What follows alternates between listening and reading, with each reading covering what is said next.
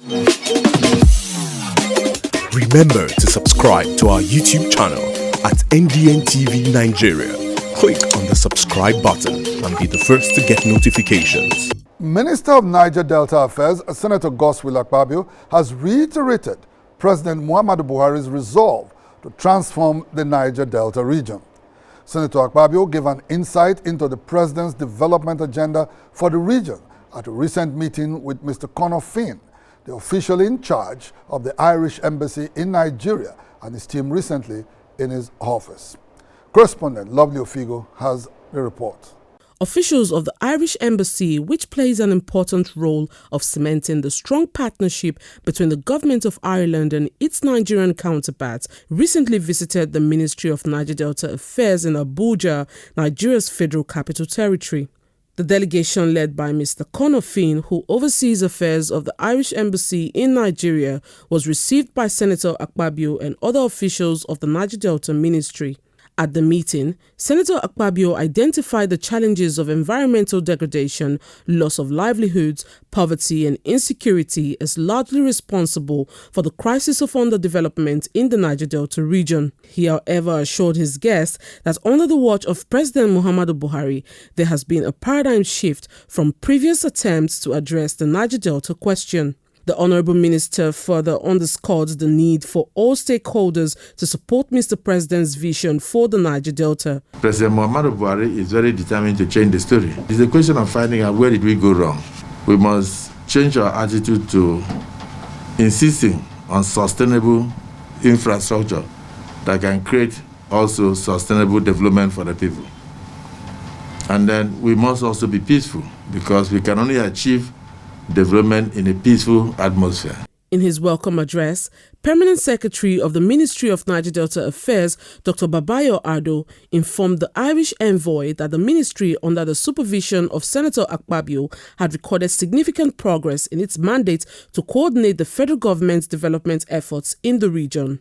He said worthy of note was the ministry's efforts at providing youths with skills acquisition and economic empowerment to douse tension across the region in the present dispensation. We have come up with a lot of training and empowerment initiatives in the region that have gone far to engage the youth, because substantially the problem in the region is basically, the youth bulge. We have huge population of the youth, and these youth are there, and that without gainful employment, without means of livelihood. We have 8 or 9 skill acquisition centers scattered all over the region, the Niger Delta, and these centers, we use them to train, to give the youth basic skills, and women to give them basic skills of ICT skills, bricklaying and other skills for livelihoods. The Irish envoy, who acknowledged efforts made to strengthen the NDDC, pledged his embassy's support for the Niger Delta Ministry. It's really heartening to see such great progress, hopefully over the next month or two, in relation to the NDDC. I'd like to reiterate that we would like to follow this up with concrete action, and we'd like to make ourselves available in any way possible to support the aims of the ministry in the Niger Delta region. We will be happy to work with you and touch those who actually need to be touched. We must change the approach from moving the pockets of individuals forward to moving the region forward. We also want to engage the people to know what they actually need. And I think that way things will change in the region. The Niger Delta Ministry was created in 2008 to address infrastructure deficits, provide human development and douse tension in the Niger Delta region. In 2010, it was saddled with the responsibility of ensuring the completion of the 338-kilometer east-west road reconstruction project, which is generally viewed as a flagship project in the region.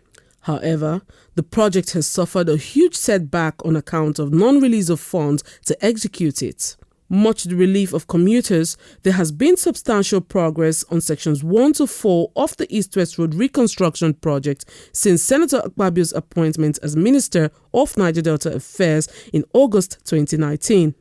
Upon completion of the first quarter of 2022, sections 1 to 4 of the East-West Road will boost commerce in the Niger Delta and bring to an end the agonizing experience of travelers plying this route.